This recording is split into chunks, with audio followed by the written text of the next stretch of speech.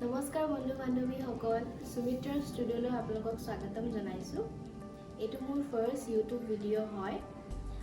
আশা কৰোঁ আপোনালোকে চাই ভাল পাব আৰু লগতে লাইক, শ্বেয়াৰ আৰু ছাবস্ক্ৰাইব কৰিবলৈ যাতে নাপাহৰে।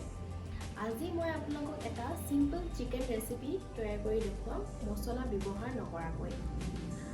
সাধাৰণভাৱে আমি যেনেদৰে ঘৰত চিকেন তৈয়াৰ কৰোঁ তেনেকৈ আপোনালোকক বনাই দেখুৱাম মই, কিন্তু মছলা একেবাৰে ব্যৱহাৰ নকৰাকৈ। বলক তেন্তে আমি আগবাঢ়ো আমাৰ পাকঘৰলৈ। ইয়াতে মই 100 গ্ৰাম চিকেন লৈছোঁ আৰু আলু, পিঁয়াজ, বিলাহী, আদা, নহৰু আৰু কাজু আৰু খিচমিচ মই এইবিলাক আগতীয়াকৈ যোগাৰ কৰি লৈছোঁ। মই কেৰাহীটো ইয়াতে পাতি লৈছোঁ। হৈ গৈছে, এতিয়া আমি আলু আৰু চিকেনটো আমি অকণমান ফ্ৰাই কৰি ল'ম। চিকেনটো আমাৰ হৈ গৈছে, অলমষ্ট অকণমান ফ্ৰাই কৰি ল'ম। আমাৰ আলুটো হৈ গৈছে, এতিয়া আমি ইয়াতে পিঁয়াজখিনি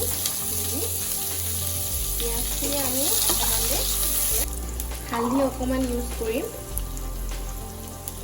বেছি নহয়, অকণমান ইউজ কৰিম। তাৰপাছত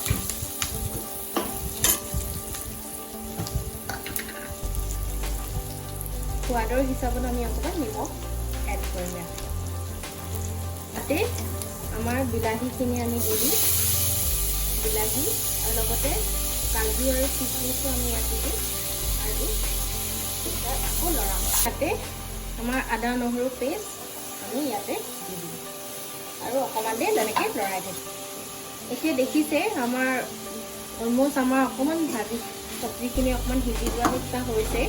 এতিয়া আমি ইয়াতে আমাৰ চিকেনটো আমি এড কৰি দিম আৰু অকণমান দেৰি এনেদৰে লৰাই থাকিম। আমি ইয়াত আলুটো এড কৰি দিম, এনেদৰে আকৌ লৰাই থাকি আমি ইয়াত 10 মিনিটলৈকে এতিয়া সিজিবলৈ ৰাখি দিম। 10 মিনিট আমাৰ হৈ গৈছে, এতিয়া আমি মাংসটো পাম। মাংসটো দেখিছে তলত অকণমান লাখ খাই গৈছে। এতিয়া আমি ইয়াতে সোৱাদ অনুসৰি ভোট জলকীয়া, মই ইয়াত ভোট জলকীয়া ইউজ কৰিছোঁ। ভোট জলকীয়া মই হাতেদি কৰিছিলোঁ, আপোনালোকে যাতে নকৰে হাতেদি। তাৰপাছত এনেদৰে আকৌ অকণমান লৰাম। এতিয়া আমি ইয়াতে ইউজ কৰিম আমাৰ 1 কাপ পানী।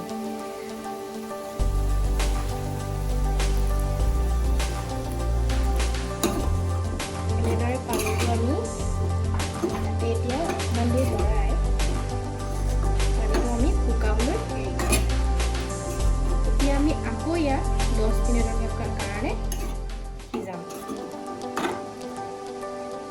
10 মিনিট আমাৰ হৈ গৈছে, এতিয়া আমি চিকেনটো, ৱাও, চিকেনটো দেখিছে ইমান ধুনীয়া কালাৰ উঠিছে, বিনা মছলাত দি বনাইছোঁ। ইয়াতে এতিয়া আমি যিহেতু আমি মছলা একেবাৰে ইউজ কৰা নাই, সেইটো কাৰণে মই ইয়াত অকণমান চচ এড কৰিম। দৰে আমি এতিয়া আকৌ লৰাম। এয়া আমাৰ চিকেনটো ৰেডি হৈ গৈছে। চ' কিমান ধুনীয়া কালাৰ আহিছে, বিনা আমি মছলা ব্যৱহাৰ নকৰাকৈ বনাইছোঁ। এতিয়া আমি ইয়াক ছাৰ্ভ কৰিম।